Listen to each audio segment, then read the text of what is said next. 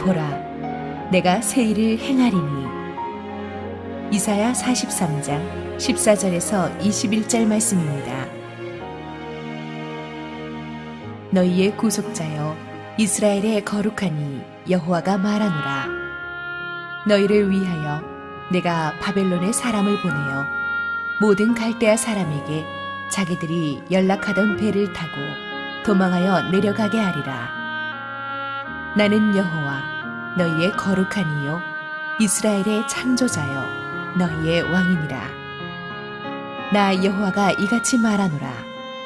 바다 가운데의 길을 큰 물 가운데에 지름길을 내고 병거와 말과 군대의 용사를 이끌어내어 그들이 일시에 엎드러져 일어나지 못하고 소멸하기를 꺼져가는 등불 같게 하였느니라.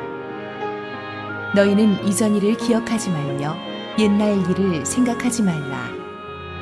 보라, 내가 새 일을 행하리니 이제 나타낼 것이라. 너희가 그것을 알지 못하겠느냐?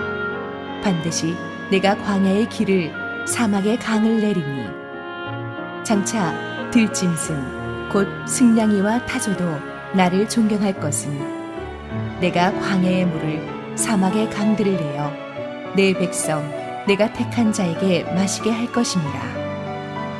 이 백성은 내가 나를 위하여 지었나니 나를 찬송하게 하려 함이니라. 함께 기도하시고 하나님의 말씀 보겠습니다. 은혜로우신 아버지, 오늘도 하나님의 말씀을 들고 부족한 종이 섰습니다. 하나님의 말씀만이 진실하고 은혜롭게 선포되게 하옵소서. 예수님의 이름으로 기도했습니다. 아멘. 보통 신년 첫 주일 설교를 제가 주제 설교를 하는데, 그래서 2015년 새해 신년 첫 주 설교를 뭘로 할까 고민하다가 그동안 계속해온 이사야서 강해 설교 순서를 보니까 순서대로 하면 오늘 어디냐 봤더니 오늘 본문이 이사야서 43장 14절 21절 보라 내가 새 일을 행하리라. 신년 설교 이거보다 더 좋은 설교 제목이 있겠나 싶어서 그냥 하기로 했습니다. 첫째는 우리가 구원자 하나님을 제대로 아는 것이 중요합니다. 15절 읽습니다. 시작. 나는 여호와 너희의 거룩한 이요 이스라엘의 창조자요 너희의 왕이니라. 하나님께서는 우리가 하나님의 어떤 분이신지를 정확히 알기 원하셨습니다. 나는 너희의 거룩한 이요 창조자요 너희의 왕이다. 하나님은 거룩하신 분이십니다. 우리와 구별된 분이십니다. 그는 우리를 구원하시지만 우리의 죄는 반드시 다루십니다. 죄에 대한 분명한 회개 없이 하나님한테 나를 살려달라고만 해서는 안 됩니다. 그것은 세상이 주는 피상적인 힐링일 뿐입니다. 하나님께서는 구원은 하시지만 거룩을 잃어버린 이스라엘에게 자기의 죄를 깨닫고 회개해서 거룩을 회복하기를 원하셨습니다. 탕자가 회개하지 않고는 아버지가 버선발로 뛰어나올 수가 없었어요. 탕자가 자기의 죄를 깨닫고 회개하고 돌아오니까 아버지께서 나가주셨습니다. 거기까지는 탕자의 책임입니다. 그래서 하나님께서 나는 너희의 거룩한이라고 하셨습니다. 하나님은 고난의 뿌리를 바로 건드리십니다. 그건 죄 문제입니다. 하나님의 거룩하신 불이 우리의 안과 밖을 그대로 통과하면서 우리를 회개케 하고 정결하게 하고 나서 새로워집니다. 그렇게 새로워지고 나서 우리의 외적 환경, 보이는 문제가 뚫리는 것입니다. 둘째로 하나님께서는 우리의 창조주라고 말씀하십니다. 우리를 너무나 잘 아십니다. 그러므로 우리는 우리의 문제에 대해서 하나님께 자세히 설명해 드릴 필요가 없습니다. 나보다도 나를 더 잘 알고 계십니다. 우리가 아무리 나이 들어도 엄마 앞에 꼼짝을 못하는 것은 우리를 낳아주고 키워주시고 그런 분이 엄마이기 때문입니다. 그런데 하나님은 우리 엄마보다 더 하신 분이죠. 우리가 어머니 태중에 있을 때부터 그 전부터 우리를 아시고 만드신 분입니다. 그래서 우리가 세상에서 돈 좀 벌고 나이 좀 들고 좋은 학교 좀 나오고 조금 그랬다고 해서 하나님 앞에서 폼 잡지 못한다는 것입니다. 하나님은 우리가 있는 그대로의 모습으로 어린아이처럼 창조주 하나님을 인정하면서 겸손히 엎드리기를 원하십니다. 셋째로 하나님께서는 우리의 왕이십니다. 하나님은 우리의 삶을 소유하시고 다스리실 권한이 있으십니다. 그런데 이때까지 이스라엘은 하나님의 왕권에 온전히 복종하지를 않았습니다. 왕이 있는데 왕을 왕으로 모시지 않았습니다. 이사야서 43장 22절 24절 시작. 그러나 야곱아 너는 나를 부르지 아니하였고 이스라엘아 너는 나를 괴롭게 여겼으며 내 번제의 양을 내게로 가져오지 아니하였고 내 제물로 나를 공경하지 아니하였느니라. 나는 제물로 말미암아 너를 수고롭게 하지 아니하였고 유향으로 말미암아 너를 괴롭게 하지 아니하였거늘 너는 나를 위하여 돈으로 향품을 사지 아니하며 희생의 기름으로 나를 흡족하게 하지 아니하고 내 죄짐으로 나를 수고롭게 하며 내 죄악으로 나를 괴롭게 하였느니라. 이스라엘은 하나님을 안 믿은 게 아니라 가식적으로 믿었어요.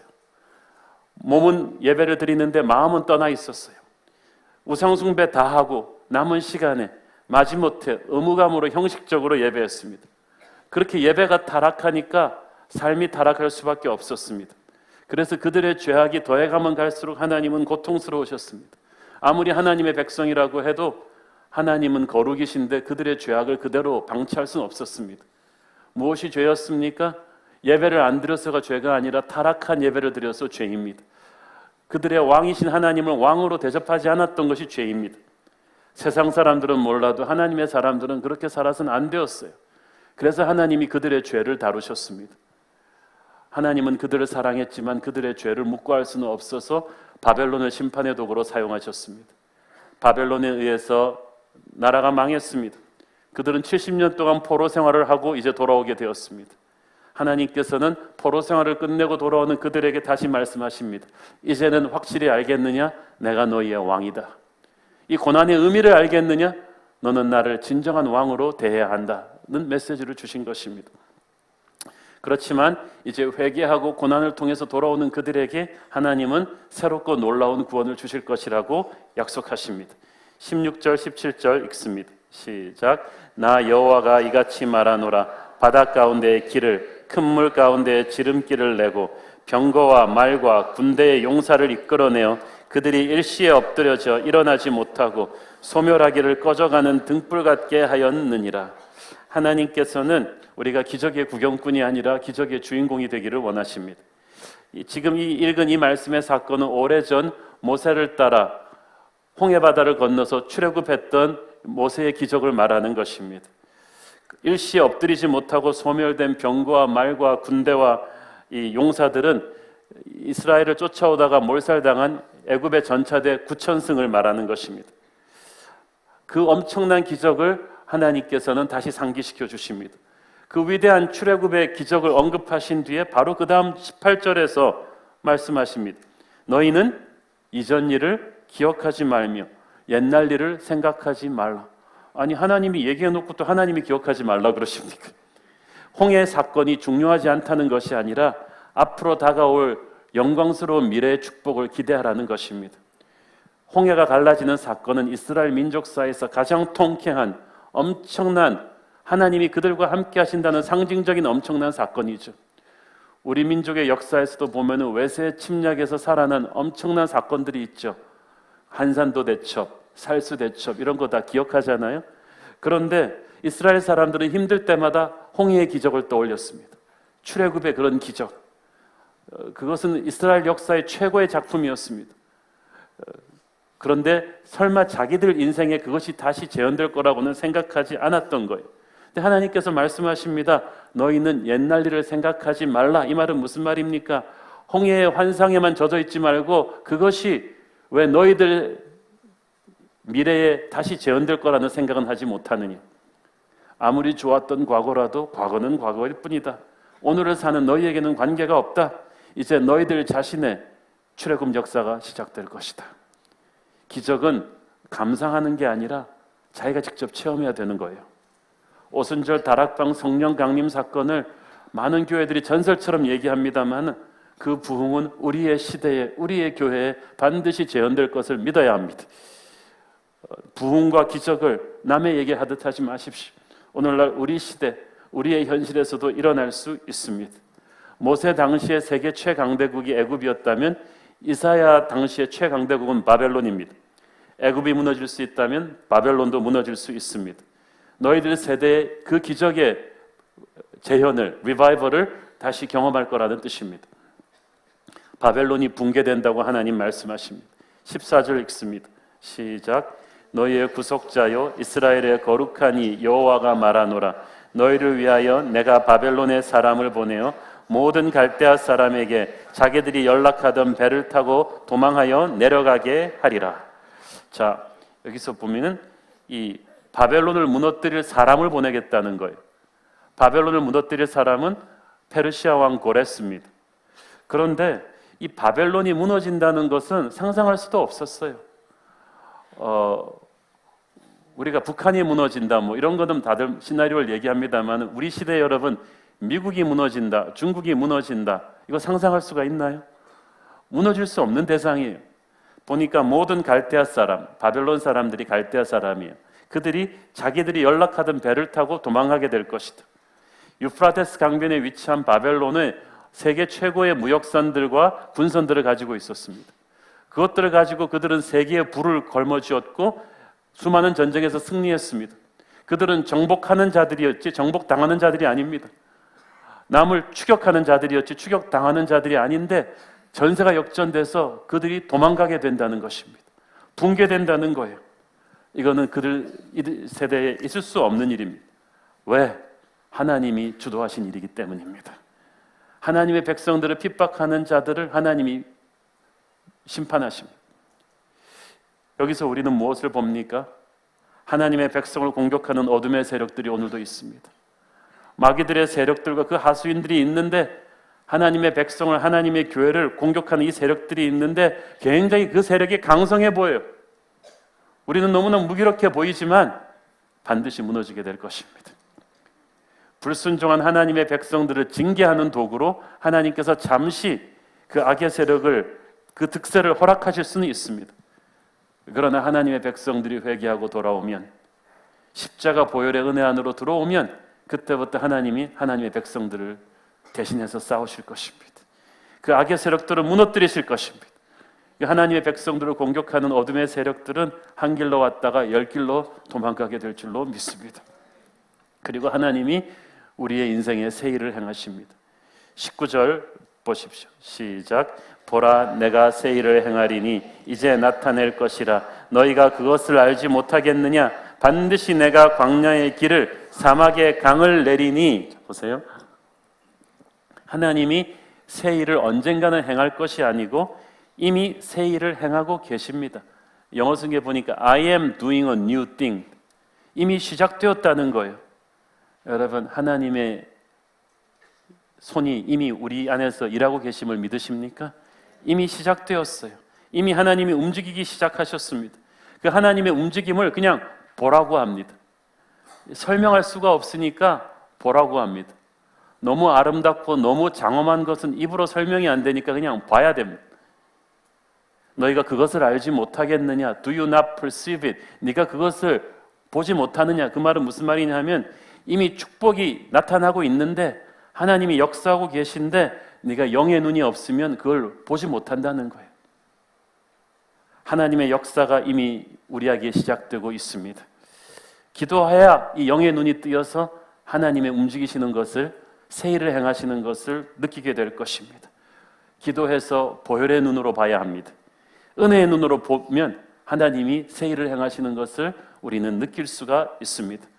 우리 송구영신 예배부터 시작해서 특별 새벽기도 이틀을 나오신 분들은 이미 하나님께서 이 교회 안에 새 일을 행하셨음을 보셨을 것입니다. 이미 하나님이 움직이고 계십니다.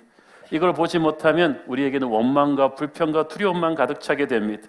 사랑하는 여러분, 하나님은 이미 우리 안에 새 일을 시작하셨습니다. 하나님께서 광야의 길을 사막의 강을 내신다고 하셨어요.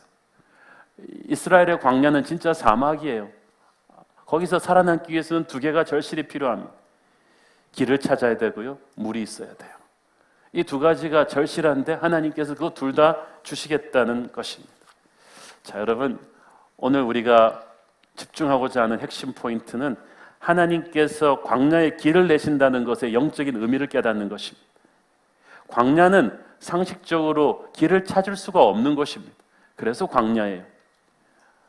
이스라엘 백성들은 도저히 인간의 힘으로는 헤어나올 수 없는 시련과 고통의 광야 속에 있었습니다. 그런 그들에게 하나님께서 길을 내주신다는 거예요. 이 의미를 오늘 좀 우리가 깊이 생각해야 됩니다. 우리가 첫째는 이 광야를 현실적으로 인정하고 받아들여야만 합니다. 우리 인생에서 우리가 광야 같은 시련 속에 들어가면 가장 먼저 드는 생각이 무엇입니까? 아유, 재수가 없구나. 딴 사람들은 이런 고생 안 하고 잘도 사는 것 같은데 나만 어쩌다가 이런 시련에 들어왔지? 왜 하나님이 나를 이런 시련을 주셨지? 김집사도 있는데 원망과 불평이 솟아납니다.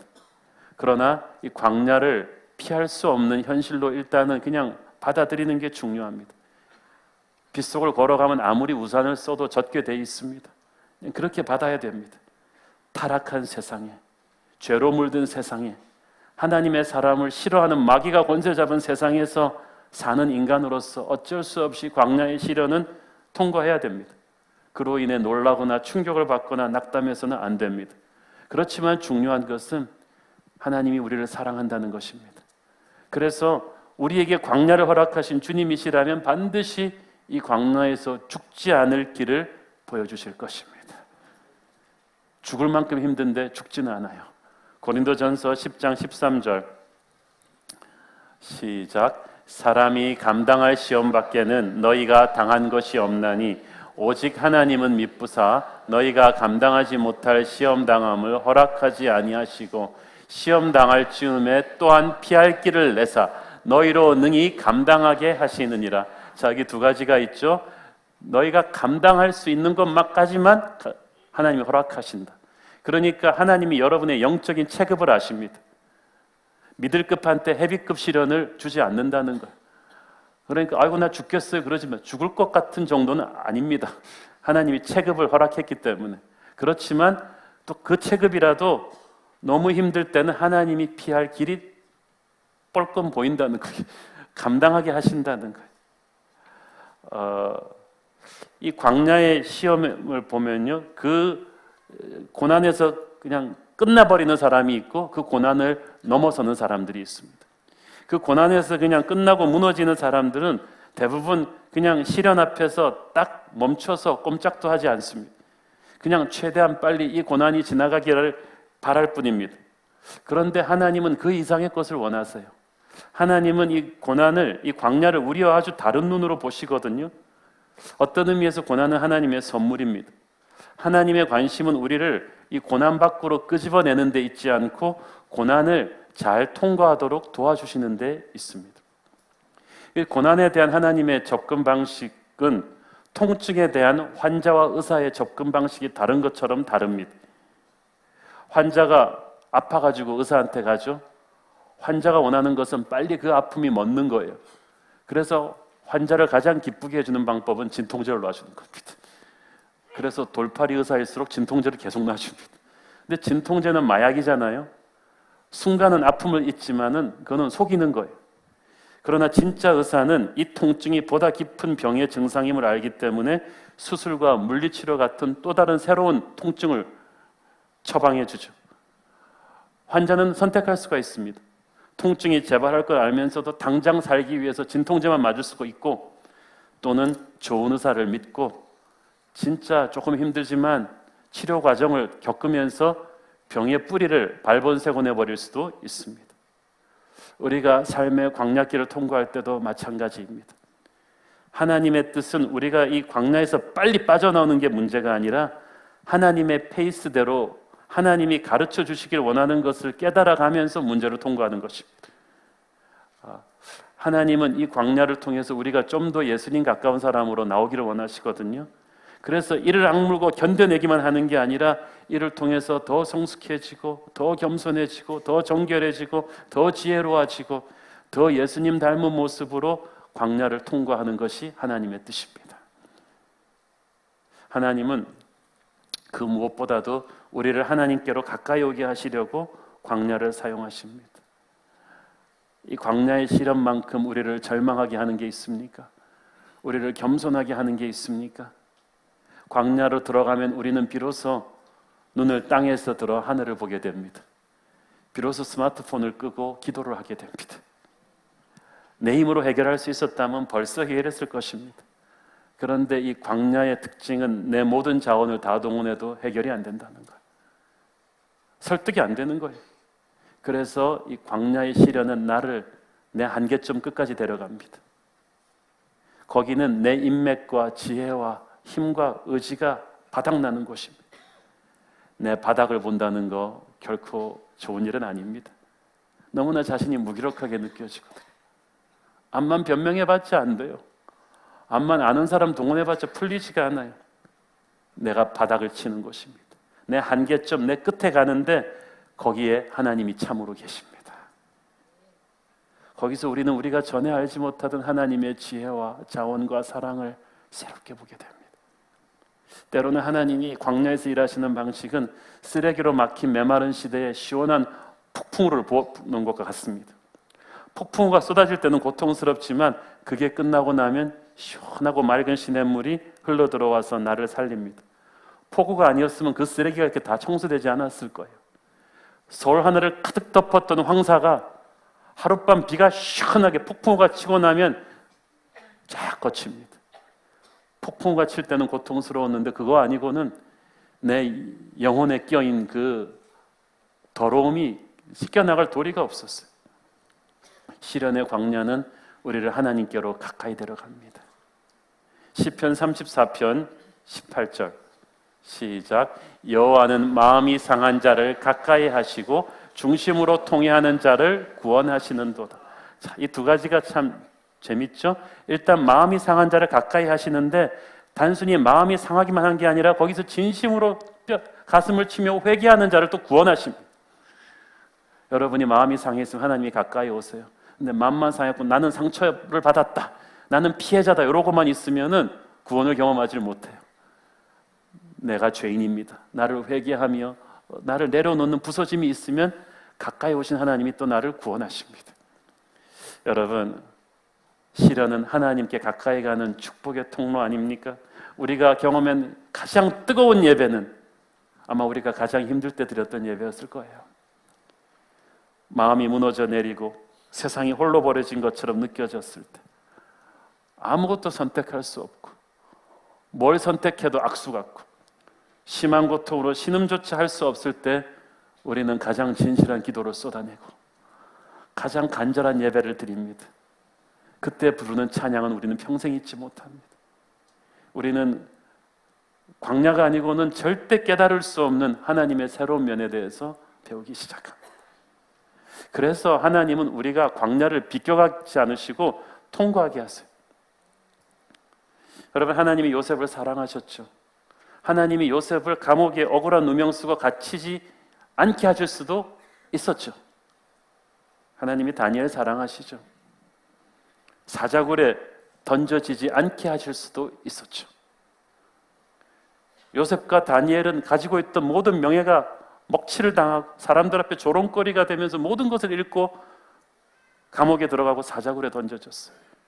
이게 하나님 사랑이에요. 바울이 탐배가 유라굴로 폭풍에 휩쓸리지 않게 할 수도 있었죠.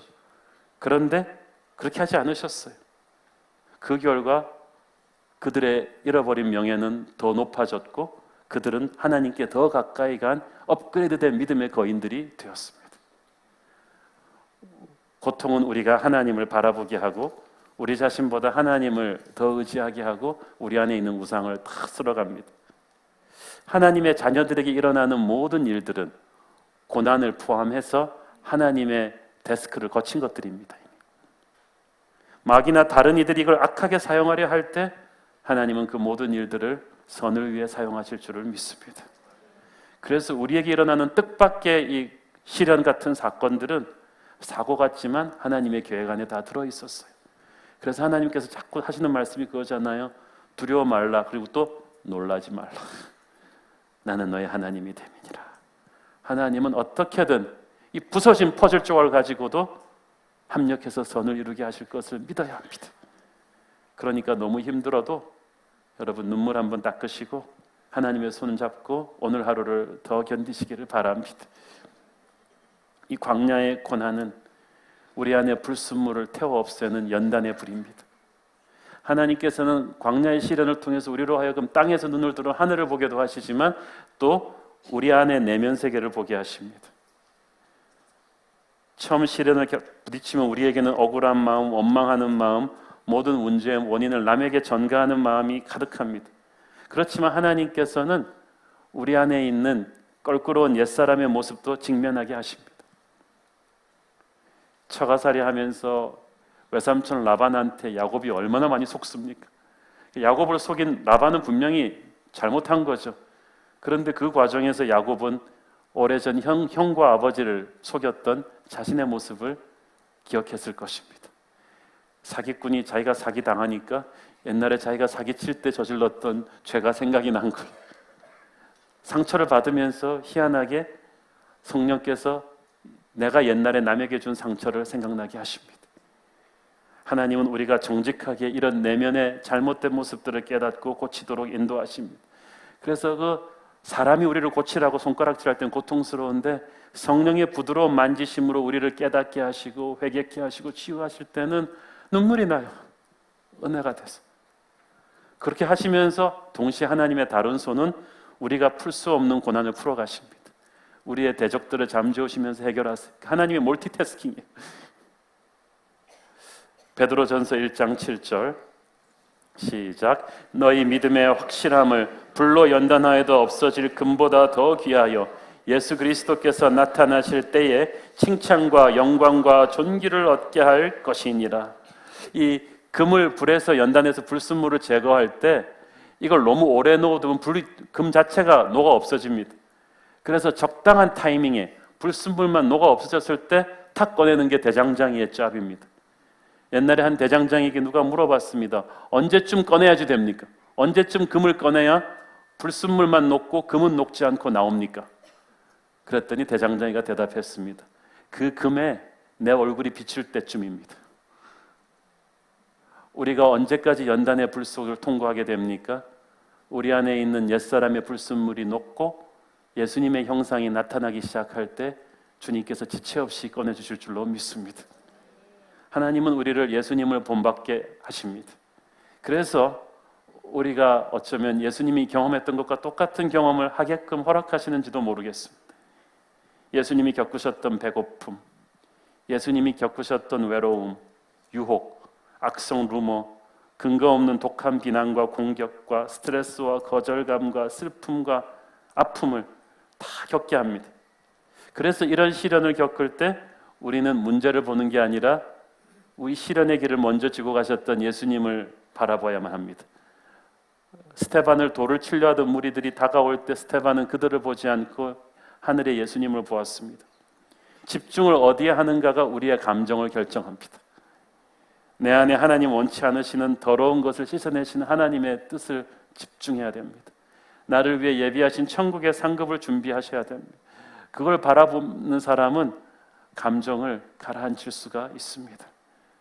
그때 하나님은 환난 중에서 우리를 평안함으로 인도하실 줄로 믿습니다.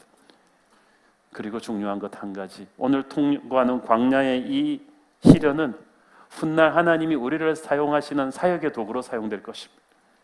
우리가 보통 하나님이 우리를 사용하실 때 우리의 재능과 장점을 통해서 일하실 것 같죠. 우리가 부자면 우리의 돈을 사용하실 것 같고 우리가 똑똑하면 우리의 지식을 사용하실 것 같죠. 그렇기도 합니다만은 또 많은 경우는 하나님은 우리의 약점을 사용하십니다. 우리의 아픔을, 우리의 고통스러운 경험을 사용하십니다.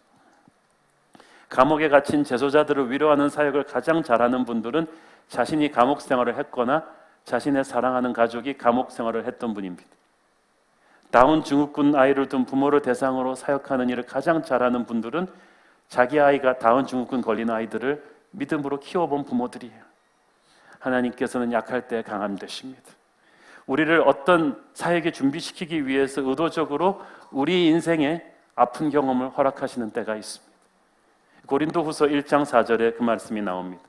시작. 우리의 모든 환난 중에서 우리를 위로하사 우리로 하여금 하나님께 받는 위로로서 모든 환난 중에 있는 자들을 능히 위로하게 하시는 이시로다. 그러니까 우리가 어떤 환난 중에서 하나님의 위로를 체험한 다음에 그 경험을 가지고 비슷한 환난을 겪고 있는 사람을 우리가 위로하는 거야. 할렐루야. 그래서 지금 우리의 삶 속에서 다시는 돌아보고 싶지 않은 이 원망과 후회와 실패와 상처의 이 모든 경험을 하나님께서 언젠가 사용하실 거라는 것입니다. 그 생각을 하면 지금은 너무 고통스럽지만 이것이 하나님의 사용하는 도구가 될 거라는 걸 믿고 이겨낼 수가 있습니다. 제 마음에는 새로운 교회를 개척할 때부터 제 목회 인생 후반부에 그 비전이 있었습니다. 한국 교회 차세대 목회자분들의 목회를 도와주고 싶은, 멘토링하고 싶은 비전이 있었는데, 그건 제가 목회를 잘해서가 아니라 목회 현장에서 제가 너무나 많은 실패와 실수를 하면서 하나님께서 저의 못남을 통해서 한국교회 차세대 목사님들을 도와줄 수 있는 도구로 사용하실 거라는 믿음이 있었기 때문입니다. 사랑하는 여러분, 우리가 실패하고 힘든 이 어려운 시기를 지난다고 해서 우리를 하나님이 버렸다는 뜻이 아닙니다. 오히려 이 광야를 지났기 때문에 하나님께서 이것을 보석처럼 사용하셔서 하나님의 일을 하는데 사용하실 줄로 믿습니다. 하나님은 광야의 길을 내십니다. 이 길은 정말 신비한 길입니다. 길이 없는데 길이 나는까요? 오래전 제가 한참 차가 막히는 시간에 택시 탄 적이 있었습니다. 이게 평소에 제가 운전하고 다니는 길인데 제 경험상 그 시간에는 1시간씩 이상 막히는 상습 정체 구간입니다. 그래서 이거 집회 늦겠구나 라고 생각을 하고 그쪽에다 전화를 하려고 하는데 그 택시 아저씨가 쓱 돌아보더니 선생님 걱정 마세요. 30분 안에 데려다 드릴게요. 제가 20년 넘게 운전했다는 거예요. 그래 아저씨 그게 가능해요? 제가 여기 아는데 1시간 걸리는데 그랬더니 걱정 마시고 팁이나 잘 달라는 거죠. 그런데 진짜 가는데 이 택시 아저씨가 가는 길이 신묘막측한 길이에요. 골목길과 사익길과 일반 통행과 고속도로를 이렇게 연결시켜 가는데 와 정말 기이하고 놀라워서 20분 조금 넘었는데 또 도착했어요. 제가 정말 있는 힘껏 팁을 드렸죠. 그리고 생각해 어떻게 이 길이 그 길로 연결이 되지? 나는 막히는 길밖에 없다고 생각했는데 이 베테랑 기사에게는 길이 없는 게 아니라 내가 몰랐던 길이 있었던 거예요. 하나님께서 광야의 길을 낸다고 하실 때 그렇습니다. 우리가 기도하면서도 갑갑하다고 느끼는 것은 우리가 하나님한테 우리의 길을 보여드리기 때문입니다. 하나님의 길을 보여달라 그런 게 아니라 그런데 우리의 길을 보여주면서 하나님 보고 해결해달라 그러니까 우리 길밖에 안 되니까 하나님이 걱정돼 안 될 것 같아. 그런데 하나님은 하나님의 길이 계셨다는 거예요. 요셉은 이집트의 노예로 팔려가면서 이거는 고향으로부터 영영 멀어지는 길이라고 생각했을 거예요. 거기서 또 감옥으로 내려가면서 이건 점점 고향으로 더 멀어져 가는 죽음으로 가는 길, 멸망으로 가는 길이라고 생각했을 거예요. 그런데 하나님 어떻게 그 길과 이 길을 이상하게 연결시켜가지고 총리 대신이 되게 해서 고향으로 직행으로 가는 길을 만들고 계셨던 거예요. 요셉뿐 아니라 요셉의 모든 가족이 만나는 축복의 길을 만들고 계셨어요. 우리는 이 길이 저 길로 어떻게 연결되는지 이해할 수가 없습니다. 그러나 하나님은 우리가 알 수 없는 길들을 연결시키는 분인 줄을 믿습니다. 그래서 알고 믿는 게 아니라 그분의 선하심을 믿고 믿습니다. 하나님이 만드시는 길은 그냥 길이 아닙니다. 16절에 보니까 큰 물 가운데로 지름길을 낸다고 했어요. 자, 큰 물인데 지름길이에요. 무서운 바닷길인데 그게 지름길이라는 거예요. 우리가 이 고난의 길, 이 폭풍의 길로 들어가면은 패배자의 길 같고 가도 늦게 갈 것 같죠? 아닙니다. 폭풍이라서 힘들기는 하지만 나오고 보면은 더 빨리 오는 경우가 있어요. 전투에서 몇 번 졌는데 결국 전쟁에서 이긴 거예요. 하나님은 실수가 없으십니다. 그의 길이 놀랍습니다. 이사야 55장 9절 말씀 시작. 이는 하늘이 땅보다 높음같이 내 길은 너희의 길보다 높으며 내 생각은 너희의 생각보다 높음이니라. 아멘. 사랑하는 여러분, 그래서 하나님의 새 길을 기대합시다. 우리 지혜로 측량하지 못하던 그 길의 신비함을 볼 수 있는 유일한 비법은 하나 알려주셨어요. 그건 기도입니다. 에레미야서 33장 3절 시작. 너는 내게 부르짖으라. 내가 네게 응답하겠고 네가 알지 못하던 크고 은밀한 일을 네게 보이리라. 크고 은밀한 길을 너에게 보여줄 것이다. 그러면 안 보이는 건 무슨 까닭이에요? 기도하지 않아서 그래요. 특별 새벽기도 빠지지 마세요. 우리 인생에 닥치는 이 광야의 시간은 우리가 기도를 새롭게 배우는 시간인 줄을 믿습니다. 추상적인 기도 안 합니다. 눈에서 진물이 나도록, 주야로 내 눈물이 음식이 되도록 기도하면 하나님께서 그의 크고 놀라운 길을 보여주실 줄을 믿습니다. 하나님께서 광야의 길을 내시는 최종적인 목적이 무엇입니까? 21절 같이 읽습니다. 시작. 이 백성은 내가 나를 위하여 지었나니 나를 찬송하게 하려 함이니라. 나를 위하여라는 말은 나의 영광을 위하여 지었다는 거예요. 하나님이 우리를 창조하시고 광야의 길을 내서 인도하시는 목적은 하나님의 영광을 우리를 통해 나타내시기 위함입니다. 이게 얼마나 감사한지 모르겠어요. 우리가 광야 가운데 들어갈 때 하나님 앞에 면목이 없잖아요. 하나님, 내가 망쳐버렸어요. 면목이 없어요. 나는 망신거리가 되어버렸어요. 나는 이제 끝났어요. 하나님의 사람이라 불릴 자격도 없어요. 그렇게 생각했는데 하나님은 아니라는 거예요. 네가 내 손을 잡고 이 시련의 광야를 통과하고 나면 이 과정을 통해서 하나님께 더할 나위 없는 영광을 돌리는 인생이 될 것이다. 너의 수치가 변하여 찬양이 되게 하고 영광이 되게 할 것이다. 사랑하는 여러분, 이 말씀이 저와 여러분에게 임할 줄로 믿습니다. 기도하겠습니다. 사랑하는 아버지, 은혜를 감사합니다. 지금 인생의 광야와 같은 힘든 시간을 지나고 있는 분들, 보라, 내가 새 일을 행하리니 내가 광야의 길을 내겠다는 주님의 말씀 붙잡고 일어나게 하옵소서. 살아나게 하옵소서. 예수님의 이름으로 기도했습니다. 아멘.